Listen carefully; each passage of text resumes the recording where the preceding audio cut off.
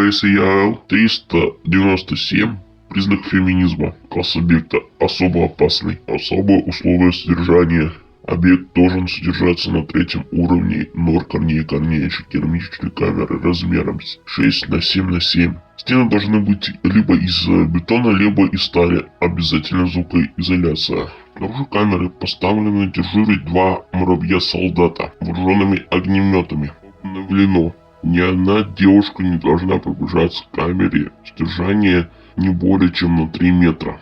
397, также известный как Трена чудище или признак феминизма, это большое, около 2 метров, высотой существо, состоящих в основном из частей травы и цветов. Было обнаружено в Божьей-Коровкой Милой 17.07.2010 года. Чуть позже ее друзья Лунтиком и Кузей, а также гусеницами Вупсень и Пупсень. Конкретного данного вида состоит из 3 травинок, выступающих в качестве собственного тела, и цветок ромашки вместо головы. На сердцевине цветка нарисованы большие черные глаза, а также длинный рот, чаще всего выражающий агрессивные существа. Объект разумно вступает в контакт только с насекомыми женского пола, имеет способность телепатии, благодаря которой и общается с собеседником. Продвигается с помощью левитации. Обновлено. Сял 397 запрещено общаться любыми особями женского пола. Как выяснилось, после общения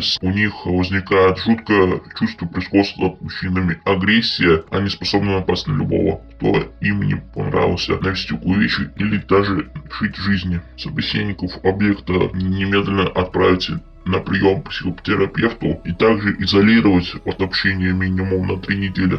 Побочные данные. Вопрос Пупсине. 17.07.10. Оно появилось ниоткуда. Сразу после того, как мы с братом разговаривали Лунтику и Кузе. Страшные истории о Тревожном чудовище. И этот звук сразу порезал уши.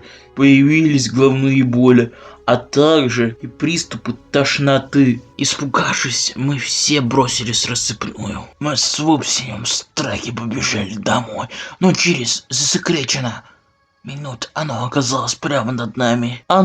Лицо было засекречено. Безумно страшно! Существо упало на нас с неба, придавив с собой Вупсиня. Я все слышал. Это отчетливый звук хруста ребер, а также дикие вопли брата. Будучи в состоянии шока, я подобрал с дороги первую попавшуюся палку и отчаянно начал колотить ею этого монстра. Прямые атаки не подействовали на него, однако он отстал от своей жертвы. Но тут же переключился на меня, накинувшись на меня. Я применил засекречено. На перекрестке мы встречали перепуганного Лунтика и Кузу, последующие, пострадавшие не меньше нас. Из носа Кузи текла кровь, однако оно осико было почти оторвано, а засекречено Лунтик мог мне донести из искалеченного брата до шалашика.